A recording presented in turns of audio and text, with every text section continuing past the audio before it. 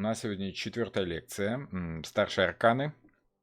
Этой лекции я закончу рассказ о старших арканах, как о общей философской системе, скажем так, да. Я считаю, что обучение необходимо начинать именно с такого взгляда на карты Таро. Напомню, что это не отдельные значения, да, смысловые, а скорее глубинный взгляд на всю систему карт Таро в общем и целом, для того, чтобы человек, скажем так, прочувствовал карты в первую очередь. Не то чтобы понял, что это такое, а вот именно прочувствовал всю символику арканов. От того, что карты Таро это язык образный, язык символический, и в первую очередь эта система нуждается в том, чтобы человек ощущал, внутренне ощущал, с чем он дело имеет. Понимание головой это гораздо проще. Если вам нужны просто значения арканов, да, их очень много. Для этого достаточно вбить в гугле старшие арканы значения и получите массу значений, в которых вы закопаетесь, утонете, если не будете ощущать правильность либо неправильность данного значения, данного аркана лично для вас, лично для вашей работы. Поэтому нужно ощутить эти старшие арканы. С младшими чуть-чуть попроще. По аналогии со старшими арканами их понимать легче. Поэтому сначала закончим старшие арканы. Потом у меня есть, скажем так, у меня есть планы на ряд лекций по практическому значению старших арканов, по младшим арканам, по каждой из карт в отдельности я могу выпускать более длительные видео, где я более дотошно, более детально рассматриваю каждую карту. Отдельно по магу, допустим, да. По каждой карте можно говорить часами. Вот, поэтому я думаю, что в дальнейшем более глубоко буду рассматривать еще каждую карту с разных сторон, с разных значений, с перевернутыми значениями, с прямыми, с практическими, с философскими, саморазвивающимися, с психологическими, скажем так. Карты Таро это очень универсальный инструмент, и работать ими можно по-разному. Хорошо, ну что у нас, значит, в общем и целом? Те, для кого эта лекция уже четвертая, знают, что это за рисуночек такой, что это за система. Это система старших арканов Таро, разобранных по зодиакальному кругу. Почему именно по зодиакальному кругу? Дело в том, что Уэйт создавал свою колоду, в основном отталкиваясь от астрологических, каббалистических значений. И все они хорошо видны в каждой карте, если чуть-чуть знать астрологию, хотя бы в общих чертах, что тоже очень полезно для таролога. Вы более глубоко понимаете, что это за карты, что они значат на самом деле, а не просто ряд значений, которые можно раскидывать как угодно, как удобно. Да? При рассмотрении старших арканов через призму зодиака, скажем так, становится ясна глубинная мысль, почему они расположены именно в таком порядке, от чего император идет за императрицей, от чего любовники либо возлюбленные идут за иерофантом, а не перед. Вот. Ну, в принципе, вернемся к тому, что у нас было на предыдущих лекциях. Первая семерка арканов это первая треть зодиака, где, скажем так, идет условное развитие любой идеи. Если брать весь зодиакальный круг, все старшие арканы за путь героя, скажем так, да, за жизнь человека, условную жизнь, да, примерная среднестатистическая жизнь, ну, 84-85 лет. Если брать каждый старший каждый дом зодиака за 7 лет, вот мы видим максимум у нас 84-85, но это средний, да, первые 7 лет человек знакомится с магом и с высшей жрицей, вторые 7 лет это императрица и император как символика родителей, ну и дальше. Все, что более глубокое ощущение старших арканов, да, у нас было на второй лекции. Вот, там был и маг, и императрица, и высшая жрица, и императрица с императором, иерофант, любовники и колесница. Значит, на третьей лекции мы с вами разбирали второй круг, второй цикл зодиака — это становление человека в его уже взрослой жизни, да, если первые 28 лет человек шел к тому, что он представляет собой среди равных себе, среди, скажем так, среди ровесников, да, среди единомышленников и находил свое место в жизни, то во второй трети зодиака он сталкивался с тем, что по силе он должен понять, как именно ему хочется делать то, что ему нравится делать, да, то есть найти свой путь среди указанных ему. Дальше по отшельнику он должен погрузиться в себя, понять, что он представляет сам для себя, какая ценность для него является самое главное в жизни, и самое главное, как это делать правильно, да, то есть такой узкий специалист, ушедший в себя специалист. По колесу фортуны человек начинает понимать взаимодействие с другими людьми как участие в некой системе, в неком социальном механизме нашей жизни, да, начинает улавливать то место, в которое он должен себя вкрутить как винтик в этот механизм, чтобы не сломать эти шестеренки, чтобы самому участвовать с пользой и для себя в первую очередь. На этом этапе еще пока для себя, для своей собственной семьи. Напомню, что вторая треть зодиака, она направлена больше на то, что от 25, от 28 где-то до 50-55 лет человек старается развивать все в семье. Растить детей, улучшать себя как специалиста, скажем так, развивать свое дело, да, на более высоком, нужном для людей уровне. Поняв, сообразив свое место в этой жизни, в этом механизме, так скажем, да, по колесу фортуны, человек начинает осознавать важность социальных связей. Человек начинает осознавать важность данных обещаний, договоров, которые он заключил с другими людьми, и, соответственно, важность данного слова. По повешенному он сталкивается с тем, что если ты хочешь достичь чего-то большего, чем просто то, что ты имеешь, нужно чем-то жертвовать для того, чтобы продвинуться дальше. В первую очередь это жертвование своими интересами, так как приходится по предыдущим картам идти на уступки с социумом. Да? Ты что-то жертвуешь, что-то оставляешь сзади как балласт для того, чтобы продвинуться дальше. Примерно к 50 годам человек сталкивается с осознанием смерти в своей жизни, так как он понимает, что долго жертвовать чем-то важным в своей жизни он не может, иначе есть опасность пожертвовать все и самому лишиться жизни. Плюс примерно в этот же момент человек сталкивается, как правило, чаще всего среднестатистический человек сталкивается со смертью родителей, либо близких. И осознает краткость своей жизни, осознает текучесть момента, так скажем, и необходимость меняться внутренне для того, чтобы успеть сделать все, что он планирует. Ну и, соответственно, для этого он должен именно по этим картам, по смерти найти правильность, верность своих действий. Из череды ошибок он должен убрать в сторону все те ошибки, которые неправильны, которые, грубо говоря, черные ведут к смерти, да, те вот такие самые страшные ошибки.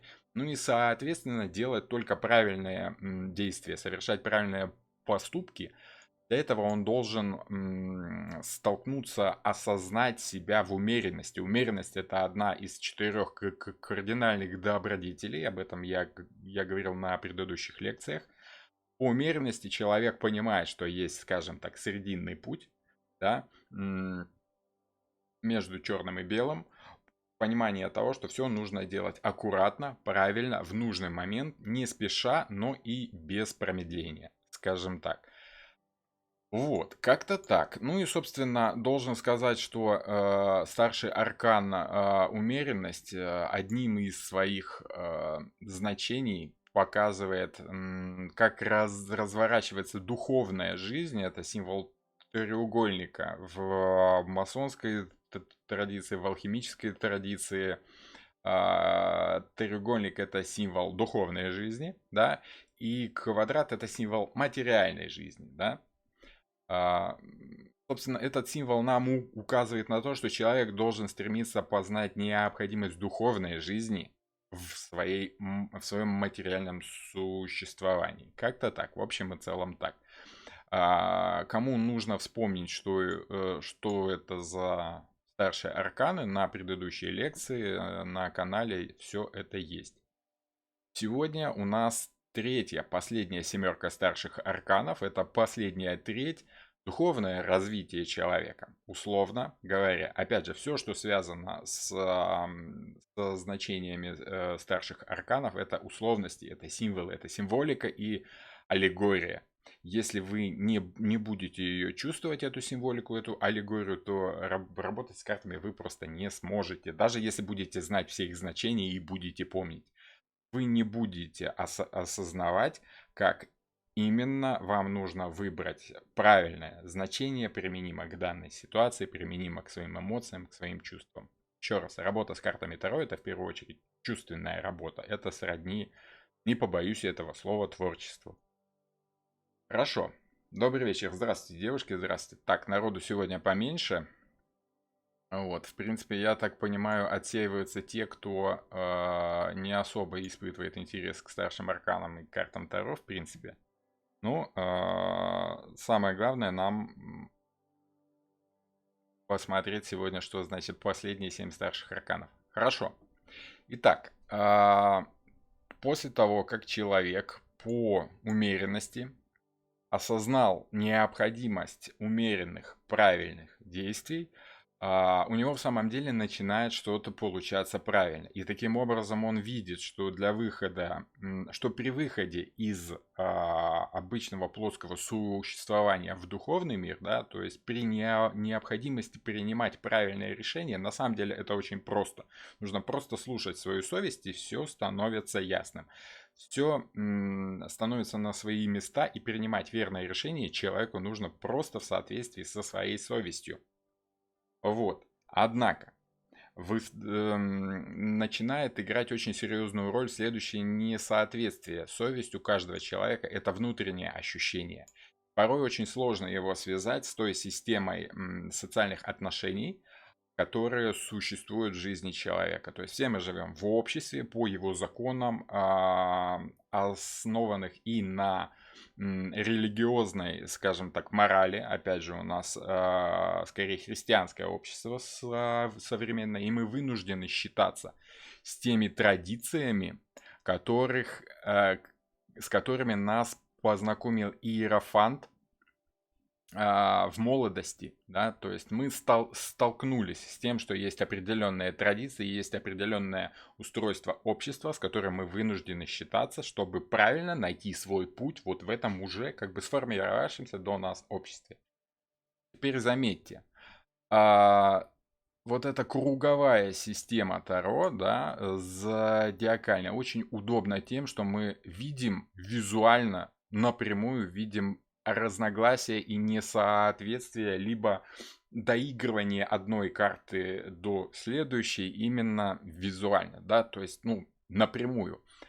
Противоположные карты, которые расположены диаметрально противоположно, дополняют друг друга ничуть не хуже, чем парные рядом стоящие. Да? То есть, заметьте, мы видим с вами жест и Иерофанта и двух учеников, и, собственно, тех же самых двух учеников, но уже познавших прелесть, вкус знаний из запретного плода, да, мы видим в дьяволе.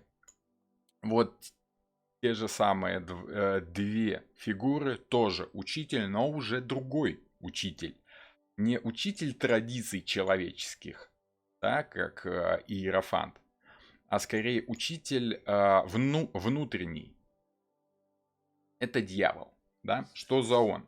Можно вспомнить, что дьявол — это то, что вот сидит в нас и все время нас подзуживает. Ну давай, сделай это, ведь ты же лучше знаешь, что тебе больше нравится. Да, люди говорят, что надо делать так, но ведь тебе больше нравится это. Он нас все время искушает послушать себя, послушать свой собственный внутренний голос.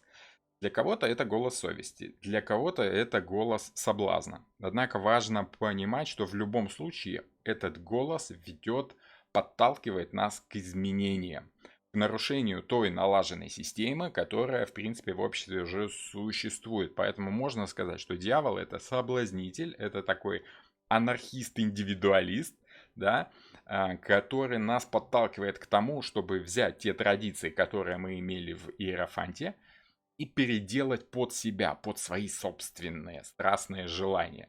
При переходе из 1/3 зодиака из зеленой, да, вот в желтую зону, да, то есть из стабильной зоны в изменяющуюся зону, да, происходит большой выплеск энергии. Мы это ощущаем как острое желание. Желание — это и есть энергия, да, желание что-то делать, она нам дает энергию творить, делать то, что нам хочется, нравится. И запас этой энергии в момент перехода из 1/3 в другую очень силен. Поэтому дьявол очень силен, как и колесница, вернее, как и лев, собственно, карта сила, да, это начало второй части зодиака, и начало первой части зодиака — это маг, да, мы помним, вот он где маг, это очень сильная карта, сила, само собой, да, очень сильная карта, и дьявол тоже очень сильная карта. В чем же сила этого дьявола? В первую очередь в знаниях. Вообще, что за дьявол, что за чертик тут у нас нарисован, от чего тут цепи, от чего у него факел, рога и прочие вот эти, вся эта атрибутика. Дело в том, что по факелу мы узнаем, ну и по рогам, прочим. Здравствуйте, здравствуйте, добрый вечер. Мы узнаем Люцифера. Именно его чаще всего изображали в средние века с этими атрибутами. В частности, факел. Нас интересует больше всего сам факел. Вообще, что за символика фигуры, несущей огонь? Во-первых, если мы берем античность, ну, скажем так, если мы возьмем чуть более близкие переработанные мифы, в первую очередь это, конечно, Данка, да? Однако, какая разница? Дьявол, искушающий нас своим светом знаний, да, и Данка, который вырвал собственные груди из собственной груди сердце для того, чтобы осветить другим людям путь из темного леса навстречу, скажем так, к светлому будущему. Еще один персонаж из античной мифологии — это Прометей, который украл огонь у Гефеста, вопреки запрету Зевса, пошел против воли Зевса, сломал систему, нарушил прямой запрет, выразил свой протест внутренний, но не ради себя, а ради других людей. То есть, зачем я вам привожу примеры вот этих интересных товарищей? Дело в том, что в Средневековье царствовала идеология, в первую очередь, христианская. А там собственные желания, вопреки системе церковной, расценивались как дьявольские соблазны. И дьявол в любом случае был фигурой нон-грата, да, то есть это был самый главный враг. Собственные желания человека в средние века расценивались как дьявольские соблазны. Даже если они были направлены на что-то хорошее. Считалось, что ты не делай так, как тебе хочется, нравится, да, даже если у тебя благие намерения. Благими намерениями вымощена дорога в ад. Слышали, знаете, да? Вот она и есть, это дорога.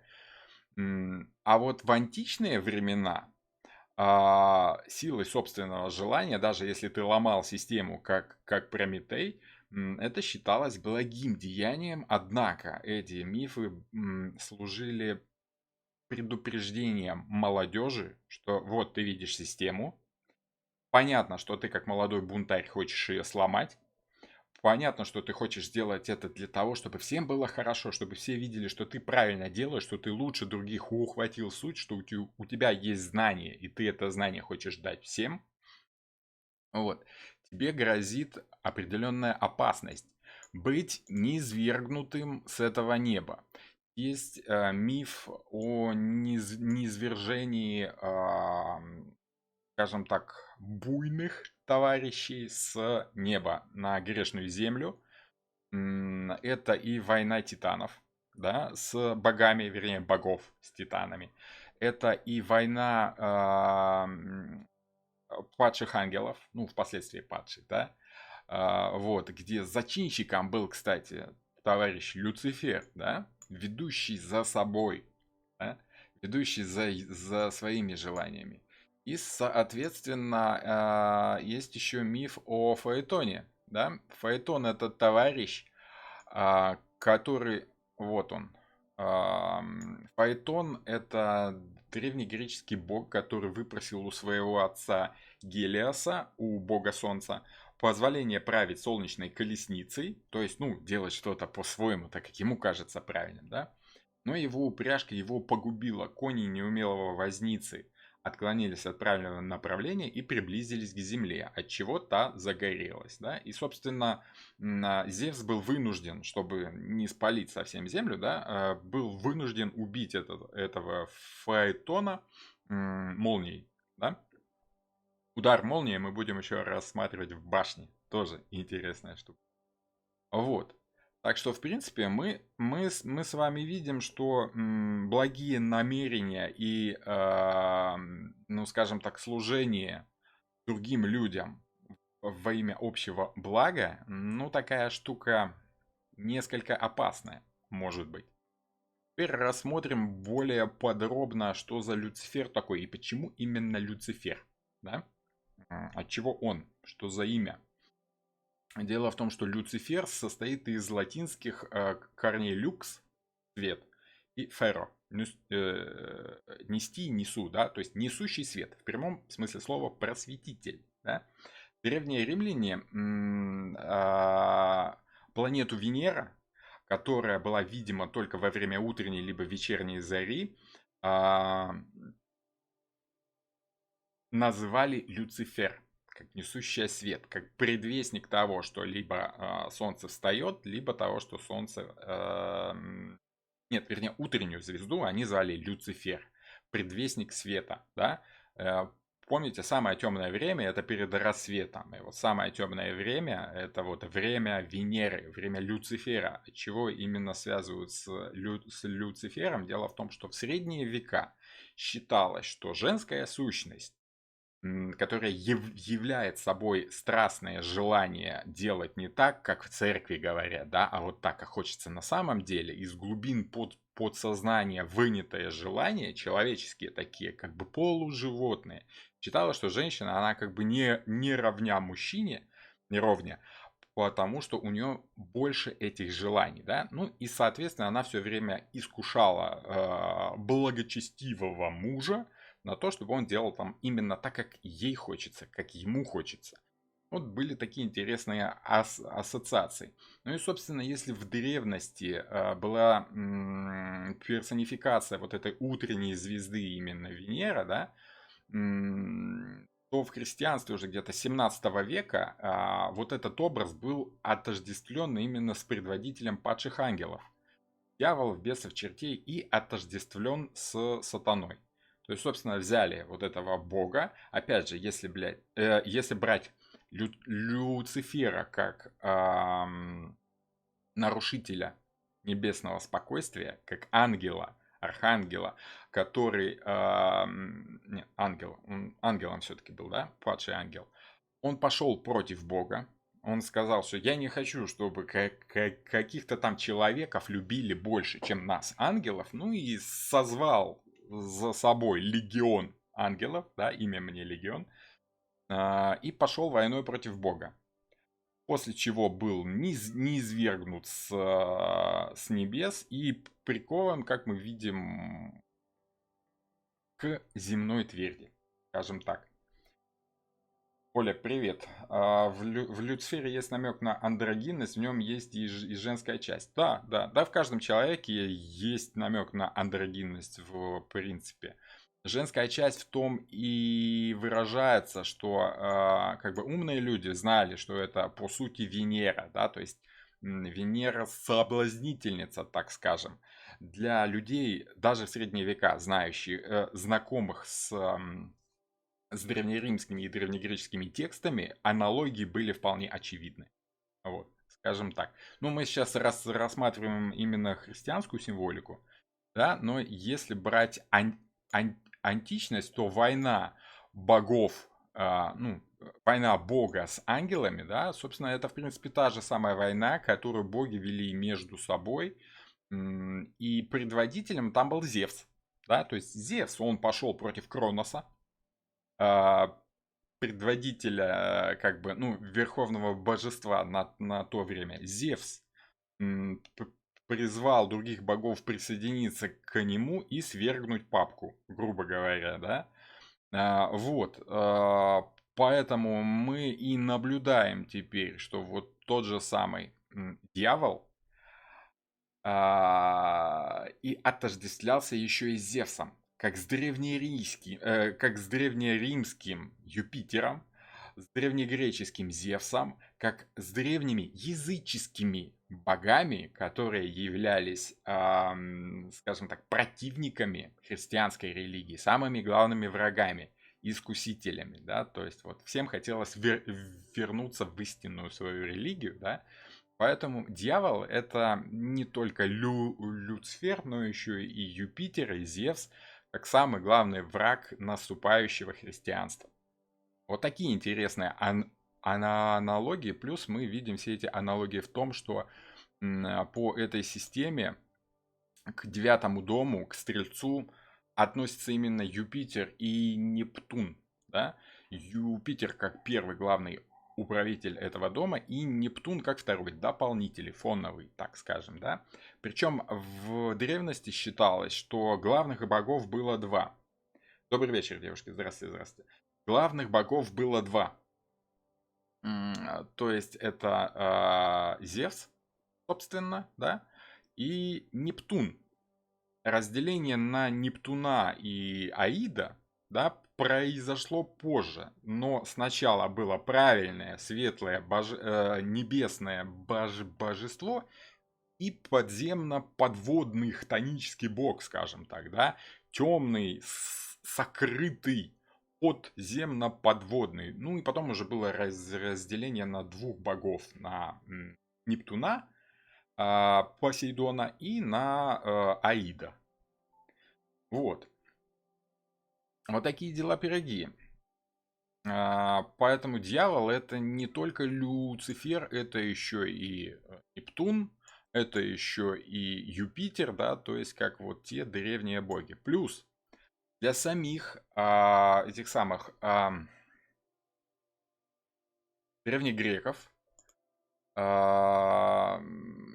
созвездие Стрельца было привязкой к ощущению получеловека, полуконя, да, то есть человек вроде бы еще привязан к предыдущей, к земной жизни, но уже ощутил высокую духовность и становится из простого животного, становится как бы в самом деле человеком, то есть он еще как бы чувствует вот это влечение Нептуна, да, подземного животного такого бога, да, и влияние уже Зевса как правильного системообразующего бога, скажем так, очеловечивающего. Вот такие дела. Поэтому вот этот стрелец. Ну и, собственно, важно помнить, что к Нептуну Нептун считался тем богом, который придумал вообще ездить на лошадях. Да? То есть, собственно, что можно сесть на животное и на нем скакать для своих нужд. Поэтому, собственно, с этим созвездием, с Стрельцом, с Кентавром связано еще и ощущение Нептуна. Но в первую очередь это Юпитер, конечно. Потому что Стрельцы одним из своих свойств очень часто проявляют умение заразить других людей своими идеями и потащить за собой. Как тот же самый Данка, как тот же самый Прометей, как тот же самый Зевс, который всем сказал, а что это? Ну-ка давайте все вместе соберем войско и сделаем им Кузькину мать покажем, да. Это Ленин на броневике, который сам вроде маленький хиленький, но силой своего духа, убеждения миссионерствовал так, что революционно настроенные матросы и солдаты тут же взяли Зимний. Хотя сколько там того Ленина и какой Зимний, да. Самое главное убедить людей силой своих знаний, да, скажем так, своим красноречием, то вообще дело хорошее, стоит сходить. Эй, ты птичка, там много вкусного, летим. Как бы вот такие дела пироги. Хорошо. Собственно, в античности Люцифера очень часто еще и изображали в виде звезды, которая льет воду, да, то есть дарит свет знаний из некого кувшина, проливает на людей определенную божественную сущность в виде знаний, скажем так. Поэтому светоносный, да, просветитель. Вот, вот такие пироги с котятами. Так, значит, дальше что у нас? Так что дьявол, в принципе, товарищ понятный у нас, да. Ну и важно помнить, что противником дьявола всегда был Иерофант, всегда был некий высший, скажем так, учитель, да. Нужно было слушаться Иерофанта. Символ Иерофанта, мы помним, это скрещенные ключи, он же Папа Римский. Это вот человек, который борется со своей животной сущностью, со своими соблазнами, с древними богами, путем правильного знания, которому у него есть ключи. Дьявол, по сути, это не хорошая и не плохая карта. Дьявол — это наши желания, которые направлены на то, чтобы сломать систему, чтобы не делать так, как принято, да, как Иерофант сказал, как наши деды и прадеды там испокон веков ходили в лаптях и ими же щи хлебали, да. Нужно свои желания проводить в жизнь для того, чтобы эту жизнь менять во благо людей. Поэтому дьявол — это не просто наши соблазны, это наши соблазны, направленные на изменение системы. Дьявол, он ломает систему. Вот. Самый главный враг вот этой системы.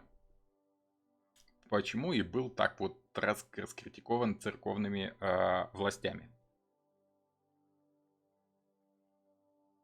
Однако в античности образ такого борца с системой, он был достаточно развит. Вот. Тот же самый Зевс, да, я уже рассказывал. Теперь про энергию. Про ту энергию, которая нам дает ощущение того, что вот она система, но я-то знаю, как лучше, я-то знаю, как правильнее, да, и вот это желание объяснить другим людям, как правильнее, очень похоже на то, что человек осознал, как работать со своим желанием и хочет продвинуть его к чему-то лучшему. На девятый дом и стрелец — это огненная штука, это стихия огня. По стихии огня важно понять очень интересную штуку, которая, в принципе, да, что ж такое, новая программка, прошу прощения. В принципе, показывает очень простую вещь. Есть по огненному знаку в начале каждой трети. Развитие идет следующим образом. Если мы берем просто стихию огня, я не буду рассматривать все стихии, у нас не по астрологии лекция, а по картам Таро. Но некоторые азы, основы знать нужно. Секундочку. Так, извиняюсь, что строчу. Рога, языческий атрибут плодородия. И так вышла демонизация. Атрибуты древних божеств ушли к христианским демонам. Да, да, да. Собственно, да. Все верно ты строчишь в строчку. Все верно, правильно, в тему. Про плодородие будет сказано позднее. Чуть позднее. Спасибо. Спасибо, Оля. Вернемся к нашим баранам, козлам, да, к дьяволу. Огненная стихия в своем развитии. Если мы сталкивались с магом, как с пониманием того, что у человека появилось некое желание. В частности, первые 7 лет это просто желание что-то делать, то, что тебе хочется, ты сам чувствуешь, как это правильно либо нет. Да? Ощущаешь внутренность своих правильных действий. Учишься понимать, какие твои действия правильные, а какие неправильные, чтобы не убиться. Да? Так вот, если сравнить первый огонь с тем первым огнем, с которым столкнулся человек на заре своего существования, да, по поводу развития.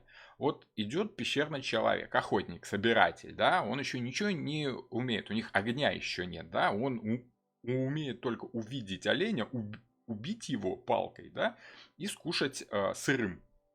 тут в дерево бьет молния, он видит этот огонь, он знакомится с этим огнем, он неким случайным либо специальным образом жарит мясо на этом огне и понимает, что это хорошо, что это здорово, что это, ну, полезное свойство, штука хорошая.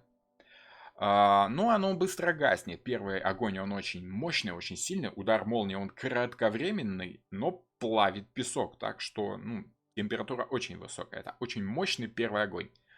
А, Человек максимум, что может сделать, это взять его с собой и попытаться как-то сохранить. Второй тип огня — это огонь, который столетиями, десятилетиями, поколениями поддерживался в пещере, для того, чтобы уже не один человек мог пожарить себе случайное мясо, а чтобы все люди грелись, чтобы они как-то там кушали, чтобы они делали это вокруг огня. В общем, такой семейный очаг организовался уже, и его нужно было поддерживать. Это такой спокойный, правильный, не опасный, как молния, да, но более длительный, продолжительный по времени, полезный семейный огонь. Это второй огонь, это лев. Львы очень семейные животные, они прайдовые, ну и львы, как люди, они очень такие семейные, да. Для них самое главное — это семья. И третий огонь. Вот то желание сломать все, что здесь есть, и двигаться дальше, очень похоже на лесной пожар, либо на следующий этап овладевания огнем. Это подсечно-огневое земледелие, где люди выжигали лесным пожаром все, что впереди, и вот на эту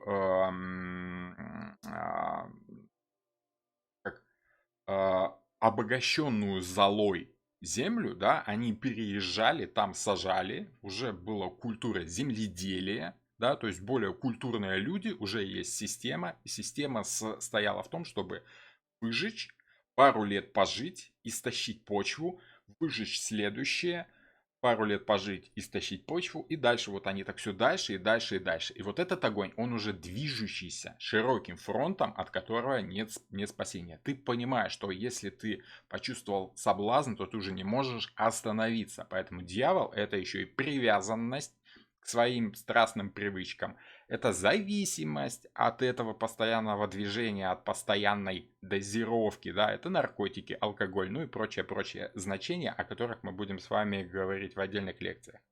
Но в первую очередь это понимание того, что для того, чтобы все было хорошо, нужно двигаться дальше. И вот это желание дьявола идти дальше, оно не только вредно, но и полезно. Так, как мы видим на примере подсечно-огневого земледелия. Вот такие пироги с котятами. Собственно, вот такой дьявол. Человек, проходя дальше, ломая систему, он хорошо, если успешно это делает. Ну, считается, что успешно, да, допустим. Тогда он переходит в следующий этап, и мы видим Козерога, башня. Одна из самых, скажем так, распиаренных карт.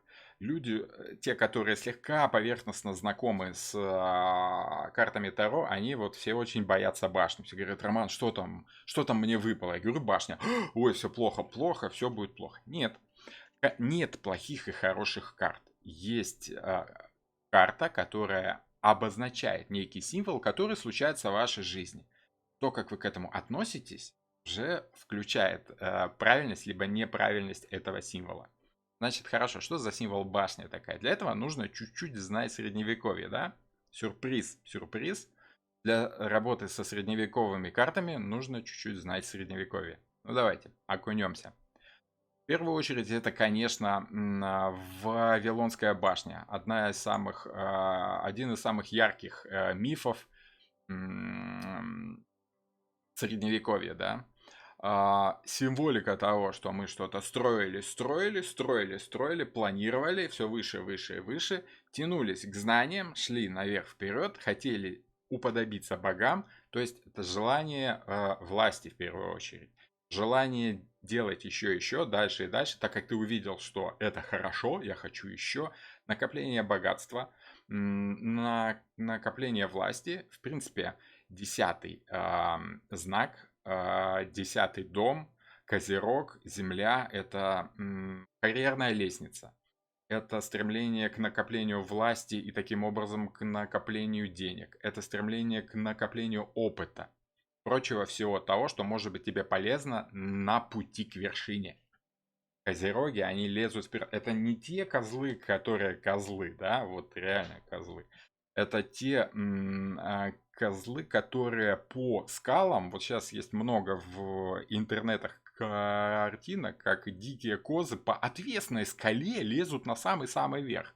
От того, что там лучше видно, там зеленее трава, там вообще как бы, ну, вкуснее, правильнее. Стремление человека к верховенству – это козерог, это карьеризм, это понимание того, что богатство, в принципе, это хорошо. Плюс сам символ башни, ну, сложно поспорить, так как если у тебя много денег, то ты решаешь много проблем, да? То есть многие проблемы тебя просто не касаются, если у тебя солидный, хороший, прочный, основательный счет в банке, накопленный.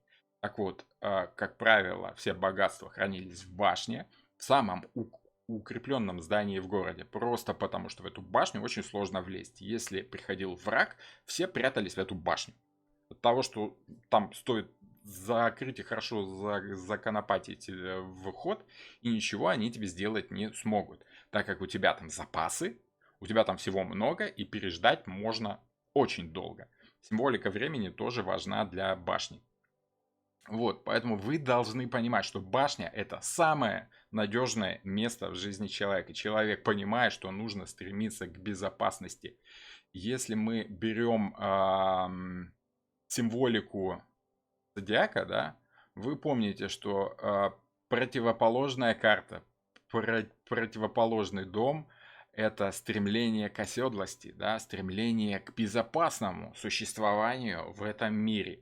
Просто человек еще молод, он ищет свой способ обезопасить себя в этом мире, выжить, обезопасить свою семью, и по итогу он приходит к пониманию того, что самое главное безопасность это умение хорошо, грамотно, правильно работать, строить свое дело, свою башню.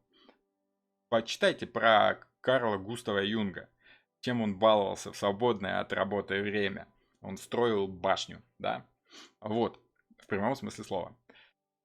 Так и вот, это символика того, что человек имеет систему, которую он сам выстроил на основании того, что он понял на протяжении всей своей жизни, он выстроил некую систему, которую он придерживается. Это план, который он планирует соблюдать в дальнейшем. Однако человек предполагает, что типа вот мы сейчас как выстроим, да, башню аж до неба и станем как боги. Вот.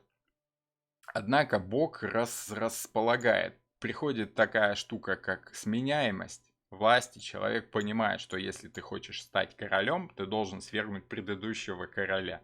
Вот. Либо если ты сам выстроил свою империю, то молодые и бодрые могут тебя очень легко спихнуть с насиженного места, да, с нагретого, с накопленного.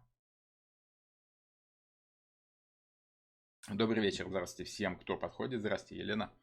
Вот, поэтому мы таким образом сталкиваемся с действием двух богов в этом доме, да.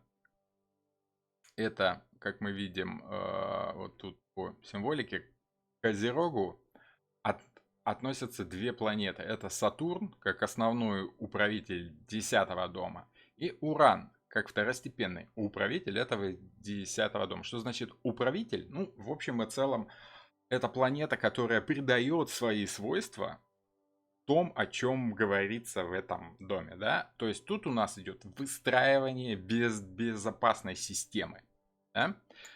Вот. И выстраивание этой безопасной системы основано в первую очередь на том, что есть некая высшая, некая система, да? Что такое Уран? Уран это небо. Это уже сформированная как бы штука. Достаточно плодородная идея, которая приносит тебе, скажем так, плоды. Уран, если мы берем древних греков и древних римлян, в древнегреческой мифологии это супруг Геи Земли, олицетворяющий небо. Уран это небо. Это самый первый вообще бог, который родился из хаоса. Оплодотворил он уже все остальное. Это прообраз дождя. Да? Это то, что не сливается с небес на землю. И вообще имя как это, корень слова Уранус, да, Ворсанус, он образован от корня от древнегреческого «орeo», который значит мочиться, изливать в воду, да, и оплодотворять что-то с помощью жидкости, да, лить воду, грубо говоря, сверху, с небес, да. То есть для древних греков все, что приходило с неба, попадало в мать землю и оплодотворяло ее, чтобы оттуда все росло. И вот, собственно, из этого бога вышел бог Кронос, либо Сатурн. Это, так, где у нас? Вот он. Это бог, который своим серпом оскопил а, прародителя, да? То есть он занял его место, не сверг с неба, сам стал править. Противостояние двух богов Сатурна с косой, да, это символ времени, если упростить, да, и небо как символ плодородного начала. Мы понимаем, что плодородное долго быть не может. Да? Есть определенный рубеж, за которым происходит конец того, что может считаться правильным. Да? И должна быть определенная система смены власти. А вот, если не про политику, а про жизнь, да, мы понимаем, что долго быть отцом в семье можно до определенного времени, но если тебе уже 85-86 лет, а твоему сыну там 50-60, то, наверное, все-таки глава семьи он. Ты, конечно, самый мудрый, но глава семьи все-таки он. Потому как он вырос, он оплодотворитель, так скажем, да, он самый главный создатель системы, дальше поддерживающий, он тот, кто тебя сверг. Вот, то есть место нужно уступать. Этому учит противостояние Урана и Хроноса, либо Сатурна. Ну, в принципе, там противостояния не было. Хронос просто пришел и сверг. Да? То есть, если ты долго сидишь на одном месте, как Уран, как бы не даешь своим детям развиваться, эти дети, либо новые, молодые, борзые, смелые, придут и тебя свергнут. Поэтому нужно вовремя меняться. И вот само понятие хроноса, времени, да, как низвергающее, оно же смерть с косой, это вот оттуда идет этот образ, да, что тебя рано или поздно скосят, так как ты уже вырос, и все, пора, алло, да, вперед, мы приехали. Это Кронос. Кто такой Кронос? Он же Сатурн. А, один из древнейших древнеримских, ну, либо Кронос это древнегреческий бог, да, Сатурн это древнеримский бог. Культ его был одним из самых распространенных в Италии. Это верховное божество соответствует греческому Кроносу, богу земледелия, который по мифическому сюжету пожирал своих детей. Это важно помнить. С именем Сатурна было связано представление о Золотом веке, когда народ жил в изобилии, в вечном мире, не знал рабства, сословных неравенств и собственности. Раньше было хорошо. Раньше пломбир был вкуснее, трава была зеленее, и раньше ого-го было. Не то, что сейчас. Сталина на них нет. Когда Сатурн, подобно другим добрым царям и благодетелям человечества римской мифологии, исчез, с ним исчез и вот этот чудный век, оставивший о себе только воспоминания. В свою очередь, Кронос считался богом земледелия, плодородия, щедрости и богатства. А козероги, как мы знаем, они как бы, ну, товарищи достаточно щедрые от того, что умеют копить, накапливать знания, умения, опыт, расти, да, все больше, больше, больше. Это вот их правильный такой подход к жизни. Но важно понимать, что нужно вовремя скосить и убрать, иначе испортится. Да? Если не обновлять, если нет этих циклов, вечное развитие невозможно. Почему он кушал своих детей? Очень яркий такой образ. От того, что... Так, вот здесь. Очень яркий образ. Кронос, либо Сатурн, вот у Рубенса прям вообще одна из самых жутких картин, наверное, да. Сатурн, пожирающих своих детей. Это образ того, что революция пожирает своих детей. Помните, да, слышали, наверное. Во времена французской революции было сказано. Дело в том, что бог земледелия, он поедал то, что он вырастил. Да, то есть вот у тебя выросло зерно, его нужно съесть. Вот, но если не сажать новое, свежее зерно, то тебе будет нечего есть дальше. Поэтому рано или поздно свергнут и тебя тоже. Что, в принципе, с Кроносом-то и Сатурном, с Кроносом и произошло. Его низверг более очеловеченный бог, более правильный, более, скажем так, система образующий. Это, собственно, цивилизованный бог Зевс. Таким образом, переход от Кроноса, от древнего божества плодородия, собирательства и всего этого, да, у нас человечество перешло к городской жизни. Да? Афины, вот эти города, рост городов был связан именно с верой в то, что теперь есть упорядоченная, правильная жизнь, а не просто вот цикличность по Урану, которая прерывается Кроносом, что нужно вовремя что-то делать, иначе твоя башня, если долго-долго-долго строить, она рухнет сама. Да? Это ощущение того, что нужно как бы двигаться вперед, меняться. Я нигде такой подробности не слышал о картах об истории богов. Ну, это, в принципе, то, с чего эти карты все рисовались-то. Люди-то умные их рисовали, а не просто так. Это современные колоды карт, к сожалению, не несут этой символики. Очень-очень редко какая колода карт выходит с правильной символикой. Да? Вот тут та символика, которая была по изображениям, понятна средневековому человеку. И то, что на башне, с башни падает самая корона под влиянием удара Зевса, да, это символика того, что древних богов с властителей рано или поздно падает корона, все мы смертные, и нужно понимать, где, в какой момент ты больше не можешь делать то, что ты делал раньше, так как это не имеет смысла, это не плодородно. Плодородность, как уран, заканчивается, поэтому нужно всегда двигаться вперед. Небо, оно движется все время. Смотря какие современные. Большинство современных карт, подавляющее большинство современных карт, ну скажем так, большинство современных карт Таро содержат в себе элементы символики. Где-то правильно показана башня, да, как Кронос, где-то правильно показана повозка, колесница, где-то еще что-то правильно, да. Но вот так, чтобы вся символика была именно той, соответствующей средневековью, да, ну, с учетом современных реалий, таких карт, ну, я не знаю, может, ну, карт много, более 1000 точно, да, разных видов. Сейчас каждый, кто только может, тот делает себе новую колоду, не поняв еще азы, да, уже все стремятся выпустить свою, да. Вот. Но вот такая символика, это, ну, вот истинная символика. Поэтому вот лучше всего работать Уэйтом. Так как еще есть вся та символика. Уэйт знал, что делал.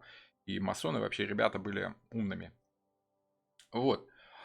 Если брать даже, ну, соответствие в бизнесе, что значит башня? Башня это обновление, это ломка стереотипов. В этой башне там хорошо, тепло, привычно, там всего много. Но ты понимаешь, что долго находиться в неподвижности и в безопасности ты не можешь, так как жизнь это то, что меняется. И рано или поздно придут обстоятельства, которые сломают твою башню, и ты будешь вынужден выйти из этой зоны комфорта на плодородные свежие земли, как бы тебе страшно ни было. Вот, и либо ты сам ломаешь эти стереотипы и выходишь за пределы зоны комфорта, да, либо ты сгниешь в этой башне, тебя завалит камнями, так как жизнь течет и меняется, вечно быть ретроградом нельзя.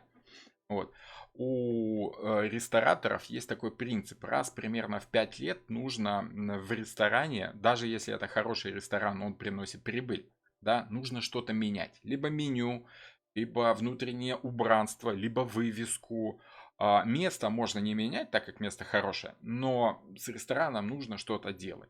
За исключением только той фишки, если у тебя вот ретро не является фишкой главной, да, и то нужно постоянно что-то менять. Оборудование, людей, которые с тобой работают, если ты хочешь двигаться вперед, а не застыть, как вот камень, да. Вот, с кельтскими мотивами. Ну, я знаю, Оля, что ты любишь очень Wildwood Таро, но это узконаправленная колода, которая вот хорошо работает с тобой, допустим. Да? А не факт, что люди хорошо понимают символику ту, которая интересна тебе. Да? Тут нужно брать общие символы, чтобы они были понятны всем. Поэтому я считаю, что как бы, ну, тут либо работать правильной символикой, либо рисовать современную колоду, которая будет вот прям совсем-совсем правильно. Хорошо, собственно, мы с вами видим, что Сатурн, и в частности Сатурналии, как праздник окончания года, да, вот, собственно, Рождество 25 декабря, вот с 17 где-то по конец 20-х чисел в Древней Греции, в Древнем Риме праздновали Сатурналии, это конец года, собирание урожая, после работы можно отдохнуть, порадоваться, устраивались пьяные оргии и все такое веселое, да.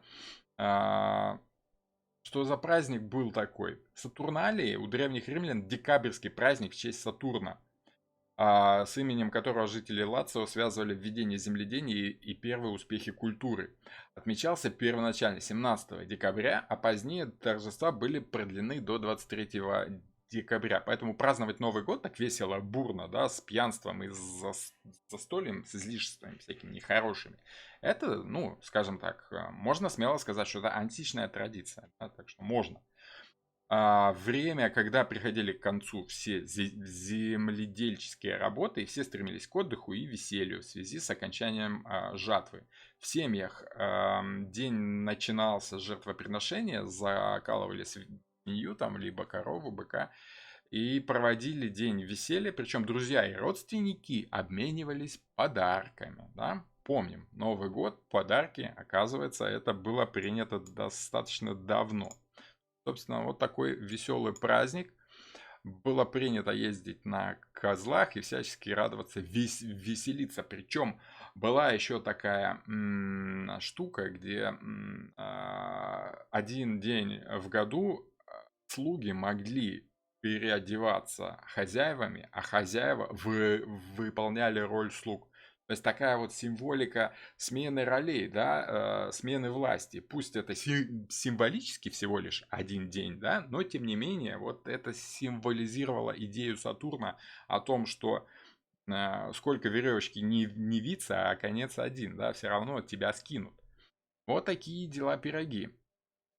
Причем, почему я показываю эти веселые картинки? Дело в том, что на Сатурнале было принято вести себя не как цивилизованный человек, а бегать голым, да, веселиться, радоваться, делай, что хочешь, что тебе вольно, да, что твоему животному существу вольно хочется, да, всякие оргии и вот это все. Связывалось это с богом Паном еще. Бог Пан это бог, который, в принципе, ну, об этом чуть-чуть позже, да. Я хочу еще вспомнить вот то чувство, которое связано с башней, да, мы все испытали с вами 20 лет назад, да, либо сколько там, в 2001 или в 99 это было, по-моему, в 2001. Такая символика как бы достаточно четкая, да, вот они башни-близнецы, да, про астрологические соответствия мы уже совсем, ну, не будем вдаваться, но близ- близнецы башни это момент, в который не то чтобы произошла смена власти, а произошла смена этапов жизни, да, весь мир начал другой мировой порядок. Да, то есть после вот этого 9.1.1, да, начался совсем другой мироуклад, скажем так. Да. Борьба с терроризмом породила новую форму мироустройства. Ну, это уже совсем такие рептилоидные идеи, я там уже вдаваться не буду, я не приверженец этих прям темы заговора и прочее все это. Скажем так, основной смысл башни это в том, что как бы ты вот лезешь наверх, накапливаешь, накапливаешь, но время от времени ты должен обновляться. Пран это плодородие, а обновление. Сатурн это время. Да? То есть вот ощущение того, что Время должно работать на тебя. А, Дальше у нас что? Звезда. Дальше у нас 11 дом. Сколько у нас времени? Окей, хорошо идем по времени. А, 11 дом. Смотрите, есть идея в астрологии, что переход от 10 дома к 11, 10 домов это типа вот нормальная жизнь человеческая, да? А вот 11 и 12 дом это уже совсем-совсем оторванная, отшибленная высшая жизнь, да? То есть водолеи, они такие, как не от мира сего, чуть-чуть люди. Рыбы вообще такие загадочные штуки, и непонятное, что с ними сложно порой, да? Самые лучшие ведьмы, маги, да, и гадалки, шаманы — это рыбы. Да?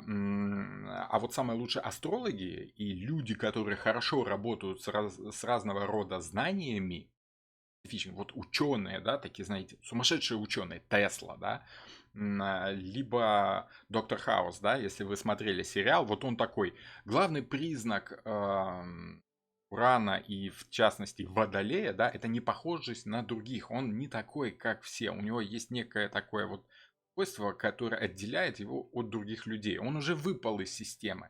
Он же понял, что вся эта система, она, в принципе, строится человеком. Он не хочет быть с человеком, он хочет просто по-своему помогать людям. А вот. Как мы это видим в звезде и в Луне? От чего это именно 11 дом, от чего это Водолей? Ну, во-первых, если мы смотрим на карту звезда, мы в прямом смысле слова видим Водолея. Водолей — образ Люцифера, того же самого, если вы помните, льющий свет знаний из некого сосуда на благо людям. Да? Есть другой образ, это Уран, оплодотворяющий, да? Он же дающий небесное понимание небесных идей. Вечный, скажем так, источник озарения, да, инсайтов. И водолеи, они, в принципе, хорошо известны тем, что вот они хорошо умеют работать с инсайтами. Астрологи, очень много хороших астрологов именно и водолеев от того, что Уран — это созерцание неба. Уран — это небо, звездное небо в первую очередь. Поэтому карту звезда мы с вами начнем разбирать, ну, в первую очередь, да, мы помним Люцифер. Вот тут, если кто-то сомневается, внизу имя Люцифер, латынь, все как надо. Вот он такой образ, скажем так, несколько необычный образ в Водолее. Но в первую очередь давайте вспомним бога Пана, да? Он же Кронос, он же Сатурн. Ну, Пан — это, скажем так, еще более древний бог. Древнегреческий — это бог пастушества и скотоводства. То есть есть некая такая, есть некое ощущение управления кем-то, да, неразумными созданиями. Мол, я знаю, как надо правильно, и я вас всех в нужное место приведу. Культ его имеет аркадийское происхождение. В древнейшие времена Пан почитался как бог-покровитель лесов, а? Позже его стали почитать как покровителя вообще всей природы. То есть это прообраз вообще совсем самых древних богов, которые покровительствовали людям-собирателям еще, да, то есть вот те самые древние боги, которые до земледелия еще пришли, вот они в древнегреческое время они уже отживали свое, как бы. Это символ старых богов полузабытых, которые живут где-то там в лесах, и в приличные люди уже даже и не появляются. И желания у них животные, и ведут они себя как полуживотные. Однако они обладают знаниями, они носители древних знаний. Да? Великий бог Пан почитался как автор и исполнитель священных танцев, придуманный им для того, чтобы символизировать круговое вращение небесных светил. Свирель Пана означает естественную гармонию сфер. То есть Пан, он был как бы символом того, что люди в древности знали про небо, про зодиак очень много всего.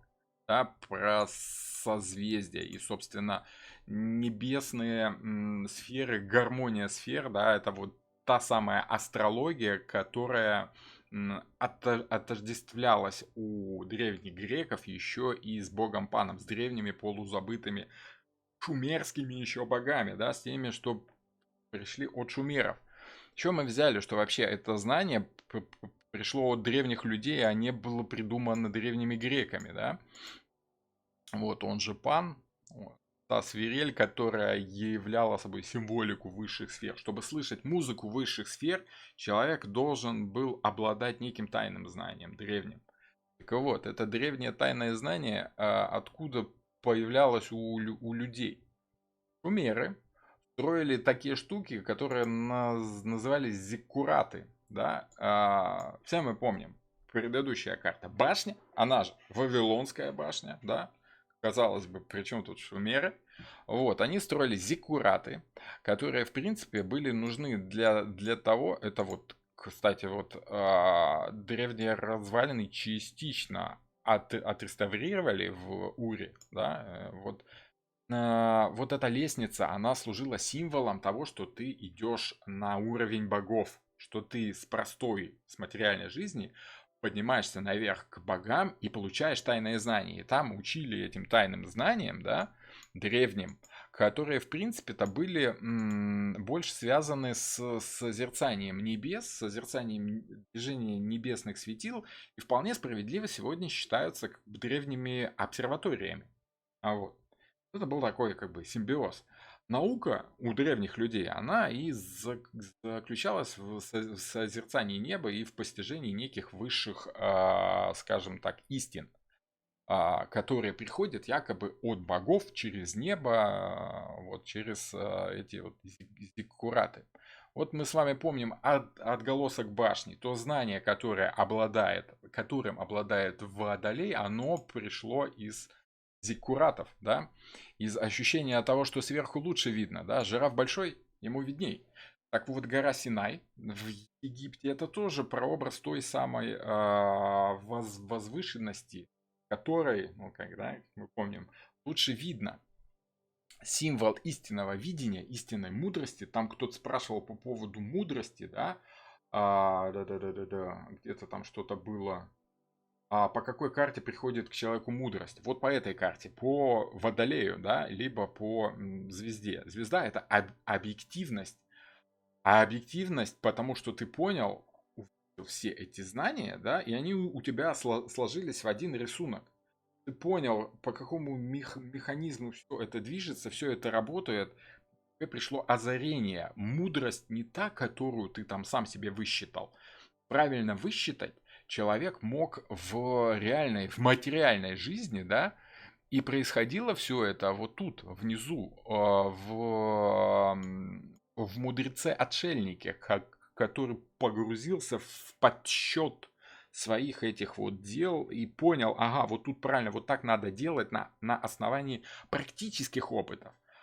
А вот мудрость, как накопленный тем этим делом опыт, он, приходит к человеку именно в Водолее. Такой товарищ, знаете, слышали, да? Согласно Пятикнижию, скрижали завета, то есть, да, знание правильных законов, мироустройства, как нужно поступать, да, сообразно правилам. Авраам, он не придумал, не Авраам, Моисей, да, даны были Богом на горе Синай. То есть человек пошел в горы, долго там с Богом беседовал, как это виделось людям, да, и потом пришел с определенным знанием, с определенным законом, увековеченным. 10 заповедей – это наставления, которые были высечены на плитах с обеих сторон, скрижали дело Божие, а письмена – письмена Божии. То есть это вот те знания, которые мудрый человек аккумулировал, которые у него складывались в момент созерцания небес, скажем так, в момент размышлений и вообще весь образ того, что мне сверху видно всю систему, я вижу все детали, все мелочи, я могу сложить из этого всего разумную систему, разумную идею и понять, как оно работает от того, что мне сверху видно. Да, мне боги сказали, подсказали, как все это сложить в одно, и пазл складывается. От чего Моисей был как бы прародителем законов. Он был мудрым человеком, к которому часто обращались за советом, спрашивали, как сделать то-то, как сделать это. Моисей знал, как в случае правильных действий у людей что-то выходит, да, и он советовал, ну вот если будешь делать так, как вот тот человек делал, то у тебя выйдет что-то правильное, да. Таким образом, он просто обладал большим практическим жизненным опытом, и он понимал, что, в принципе, у нас нет законов, у евреев, у них, да, у них не было законов, пока их не создал Моисей, так скажем. Он просто понял, что вообще есть правильные действия, которые вот людям приносят пользу, есть неправильные действия, да, и вот советовать нужно правильные действия, поэтому мы давайте их сделаем законом, вот. Я просто на основании своего жизненного опыта, и плюс мне боги сказали, что вот снизошло озарение, что вот же правила, по которым мы и так живем, вот логика есть, простая, понятная логика, давайте сделаем это правилом, чтобы те, кто не видит этой логики, просто следовали этим скрижалям, просто следовали этим заповедям от того, что это правильно. Вот.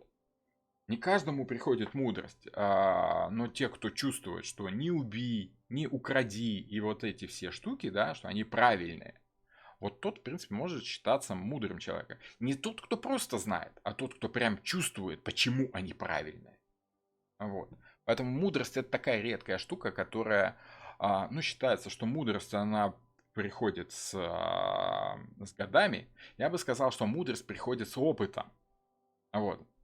Годы очень часто приходят одни, без всякой мудрости, к сожалению. Вот, поэтому вот образ мудрого человека, пророка, который... А почему он пророк? А потому что он видит систему, он понимает, как все это работает, и говорит, люди, не делайте этого. Если вы будете делать этого, то по системе следующее, что мы получим, это вот какая-нибудь фигня, ерунда, да, ну, какие-нибудь бедствия.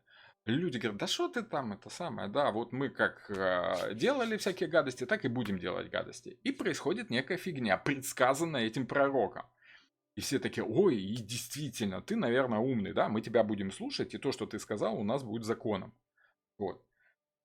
Ну, вот такие дела, пироги. Поэтому вот то, что отождествляет собой карта звезда, да, это то, что люди, с чем люди сталкивались при изучении всего, что происходит, при попытке выстроить всю эту систему, если человек мог сложить это в какую-то нормальную систему, плюс выделить из нее ряд правил и сказать, вот это хорошо, это хорошо, вот, этот человек считался мудрым, и его слова, как бы, ну...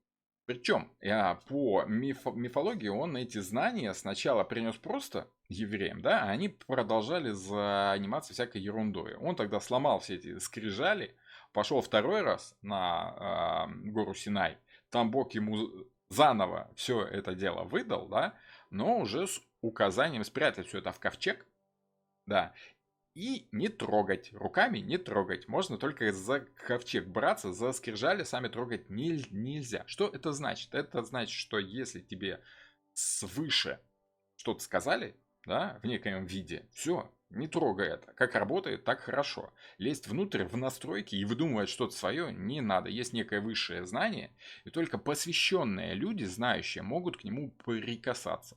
Это не потому, что оно такое, как бы, супер тайное, да, скрытое тайное знание. Это потому, что оно, как бы, очевидность этих простых правил, да, понятно только мудрым людям, да, им понятно, от чего вот эти вот истины, они такие вот. Вот.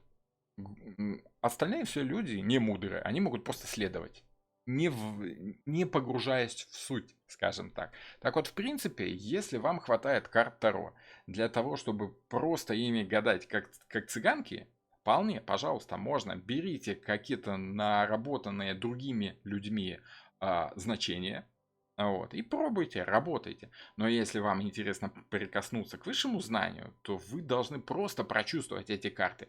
Этот смысл не спрятан в них. Просто мы не понимаем, что эта символика, она предельно простая. Да? Она просто, вот что мы видим, то оно и есть. От чего звезда?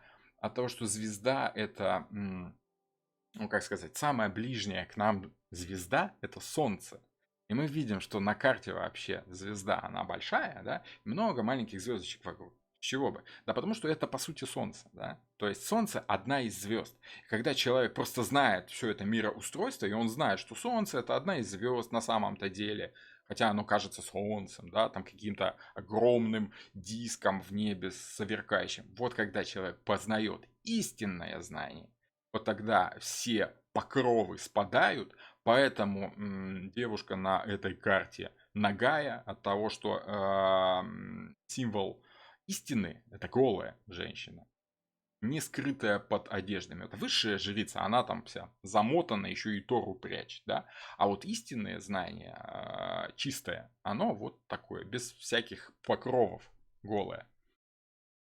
Так, особо дальше вдаваться не буду, разве что вот символика этого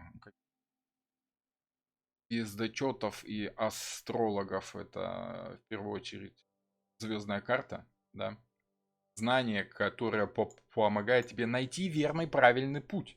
То есть, если ты знаешь звезды, ты знаешь, как они там шевелятся, как они будут завтра, в каком месте. Если ты можешь читать морские карты, то ты, в принципе, можешь быть мудрым человеком и путешествовать, да?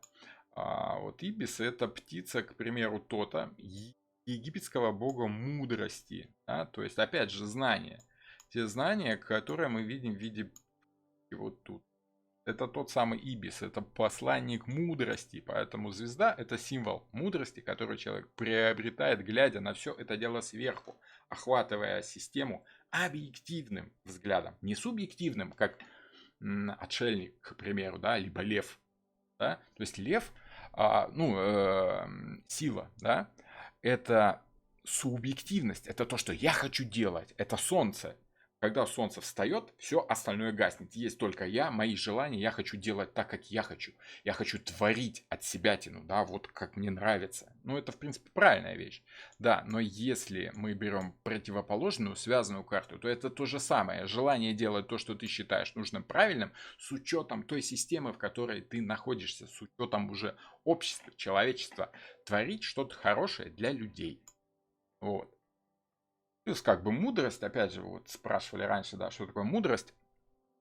Одна из добродетелей четырех относится к Водолею. И, собственно, в виде ангела она и отображена в тетраморфе. Мы помним, что такое тетраморф. Те, кто не помнит, к предыдущим лекциям вернитесь. Они все есть на ютубе, есть в записи. Человек обретает высшие знания, с которым может двигаться вперед. Он понимает систему, он начинает понимать, что там будет дальше. Если ты знаешь все кирпичики этой системы, как работают шестеренки, ты можешь предсказать, что будет дальше. Астрологи, они предсказывают, как планеты сложатся дальше и что примерно будет в будущем. Причем астрологи работают со знаниями, они это все высчитывают циферками, наблюдениями за звездами, пониманием того, что если Меркурий начал пятиться в обратную сторону, не нужно путешествовать, это не очень удачный период для путешествий, для передачи знаний, вестей и прочего всего такого, да, для работы с речью, с чем-то таким вот. Вот. Поэтому, если ты знаешь, когда Меркурий будет ретроградным, ты можешь как бы заранее предсказать человеку неудачное путешествие, если он, не зная этого, сунулся в путешествие. Это как мягкий пример. Поэтому звезда — это объективность, то есть мудрость. Вот. Вот такие дела. Мудрость — это когда ты понимаешь, как оно все вместе работает, а не просто что-то одно знаешь. Пониманием того, как оно там будет дальше, можно двигаться вперед. И, собственно, в Луне мы видим, как человек, преодолевая свои собственные страхи, движется вперед. Есть такой миф о Сцилле и Харибде, помните, да? Что за Сцилла и Харибда такая? По верованиям древних греков, на прибрежных скалах по обе стороны Мессинского пролива обитали два чудовища. Это Сцилла и Харибда. Они поглощали мореплавателей. В общем, это символ опасности, страшных таких существ и всего нехорошего, что нас ждет в путешествии. Вот, выражение между Сциллой и Харибдой употребляется в значении вот как из огня до в полымя, да, между молотом и наковальней, то есть между двумя бедами есть достаточно узкий, тонкий путь, по которому ты можешь аккуратно пройти, протиснуться, да, чтобы тебя ни тут не съели, ни там не утопили. Вот, то есть оказаться между двумя враждебными силами в положении, когда опасность угрожает и с той, и с другой стороны. Ой, что это я делаю? Вот оно.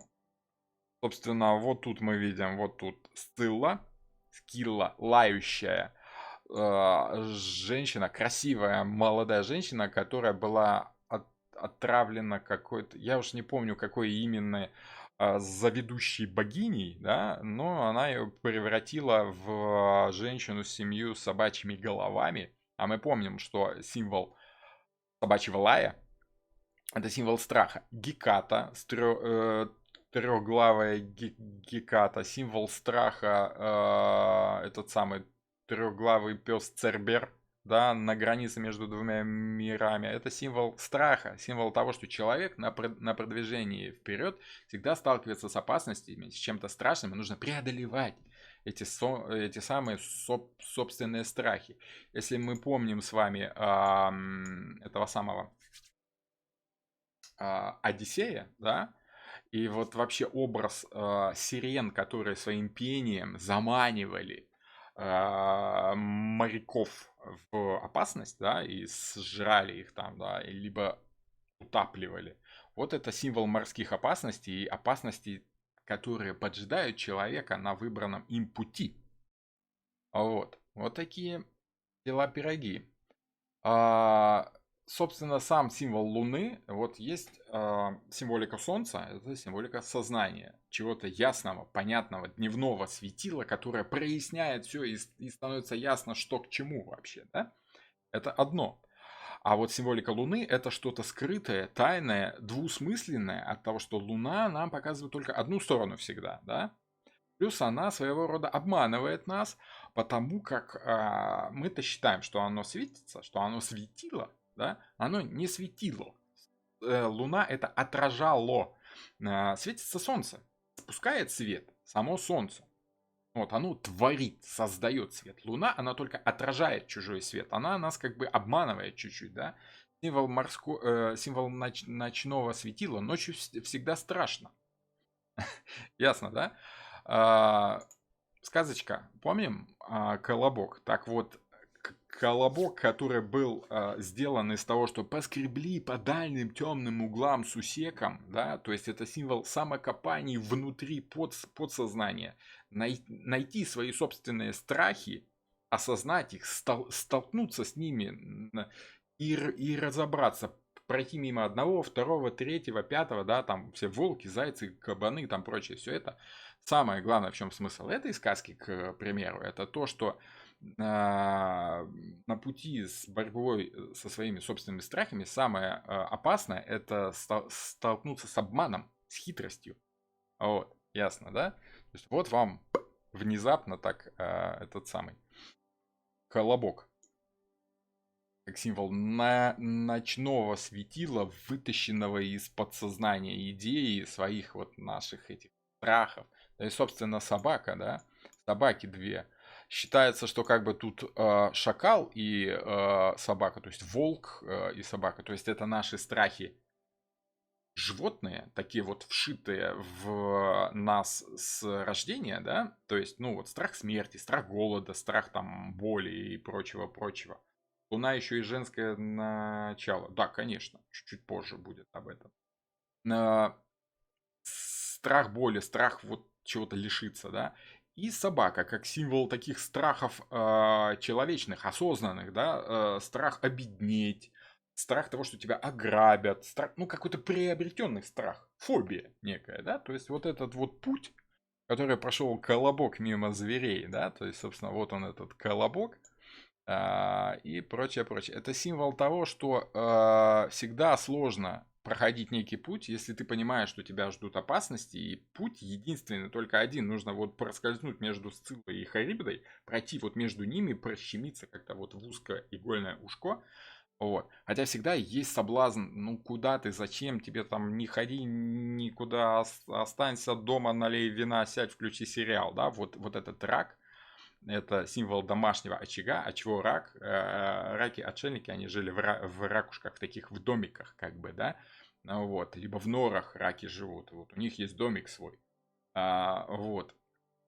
Опять же, это подводное существо, подсознательные вот эти наши страхи и желание остаться в безопасном месте, остаться в этом своем болоте, да. Зачем куда-то идти, если можно дома в теплом болоте хорошо сидеть, да. И чуть что, рак сразу раз назад. Роман, правда ли, что Луна — карта психических отклонений? Как одно из значений, одно из узких значений — это чужие идеи и символ как бы сознания, которое вылазит изнутри. Символ чистого сознания — это Солнце. Луна — это такое как бы отраженные идеи, искаженные чуть-чуть. Вот такое вот есть что-то такое. Да. Опять же, это личность своего рода, да, есть такое. То карта безумной любви. В каждую карту можно впихнуть массу символов, и они каким-то краем будут работать. По поводу срединного пути, тут важно знать, что есть такая идея, как срединный путь, это в буддизме, к примеру, да, это прохождение между крайностями.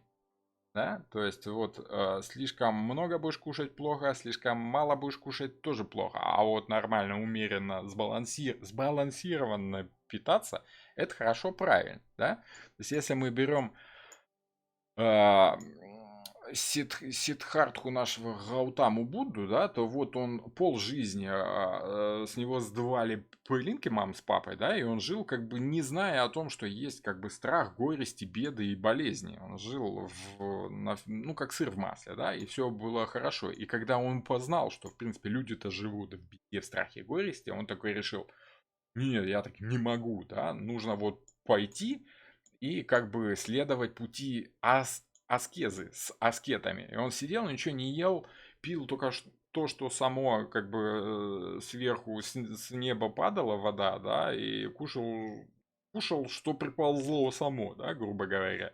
Вот, это другая крайность.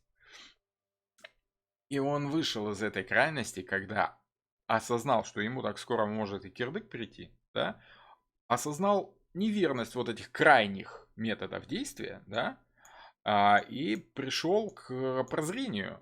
Прозрел срединный путь, который ни хорошо, ни плохо, ни нашим, ни вашим. Мы вот посередке нормально, не чрезмерно и не мало. То есть вот золотая середина.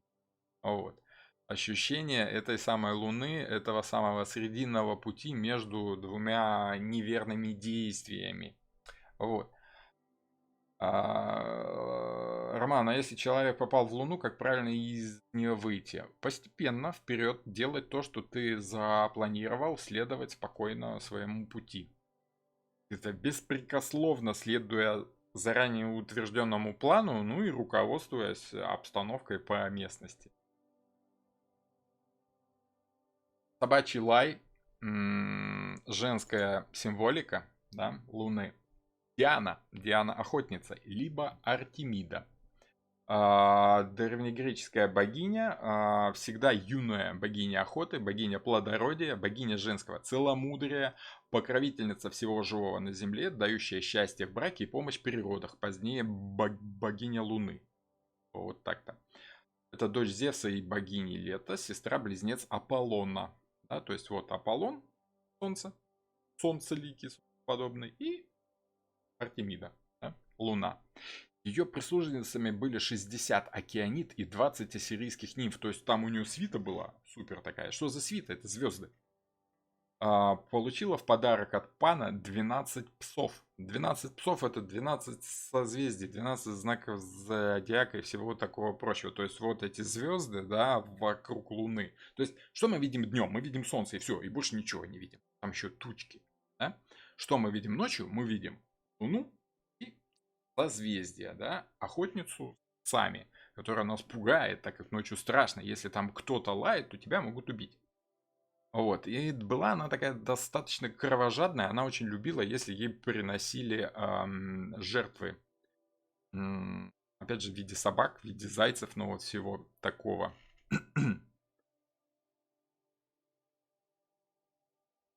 Так, вот нам Диана. Теперь мы вспоминаем, что Диана вообще, да, и Геката — это прародительница этой дикой охоты, да. Мы помним про дикую охоту из предыдущей лекции. Это ощущение страха смерти. Вот, при неправильных действиях за тобой придут, тебя заберут, съедят, убьют и всякое такое прочее. Вот та самая Диана, та самая Луна, вот, и опасность, которую несет за собой неверное следование богам. А